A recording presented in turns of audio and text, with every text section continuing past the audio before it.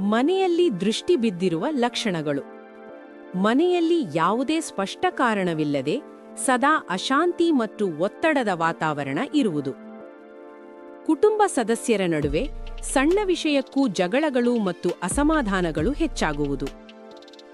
ಮನೆಯವರು ದೈಹಿಕವಾಗಿ ದಣಿವು, ಮನೋನೊಂದಲು ಅಥವಾ ಬೇಸರವನ್ನು ಅನುಭವಿಸುವುದು. ಮಕ್ಕಳಿಗೆ ಅಥವಾ ವೃದ್ಧರಿಗೆ ಪದೇ ಪದೇ ಅಸ್ವಸ್ಥತೆ, ಜ್ವರ, ಅಳುರು ಅಥವಾ ನಿದ್ರೆ ಸಮಸ್ಯೆಗಳು ಕಾಣಿಸಿಕೊಳ್ಳುವುದು.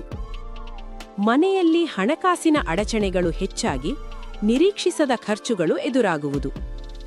ಕೈಗೊಂಡ ಕೆಲಸಗಳು ಪೂರ್ಣಗೊಳ್ಳದೆ ವಿಫಲವಾಗುವುದು ಅಥವಾ ಅನಾವಶ್ಯಕ ವಿಳಂಬವಾಗುವುದು. ಮನೆಯಲ್ಲಿ ಇಟ್ಟಿರುವ ಗಿಡಗಳು ಒಣಗುವುದು ಅಥವಾ ಸರಿಯಾಗಿ ಬೆಳೆಯದೆ ಇರುವುದು. ದೀಪ ಧೂಪ ಹಚ್ಚಿದ ಕೂಡಲೇ ಆರಿಹೋಗುವುದು ಎಂಬ ನಂಬಿಕೆ ಇರುವುದು. ಮನೆಯಲ್ಲಿ ಪ್ರವೇಶಿಸಿದಾಗ ಭಾರವಾದ, ನಕಾರಾತ್ಮಕ ಅಥವಾ ಅಸಹಜ ಭಾವನೆ ಆಗುವುದು. ನಿದ್ರೆಯಲ್ಲಿ ಕೆಟ್ಟ ಕನಸುಗಳು ಬರುವುದು ಮತ್ತು ಮನಸ್ಸಿಗೆ ಶಾಂತಿಯಿಲ್ಲದಿರುವುದು. ಪಶು ಪಕ್ಷಿಗಳಿಗೆ ಅಸಹಜ ವರ್ತನೆ ಅಥವಾ ಅಸ್ವಸ್ಥತೆ ಕಾಣಿಸಿಕೊಳ್ಳುವುದು.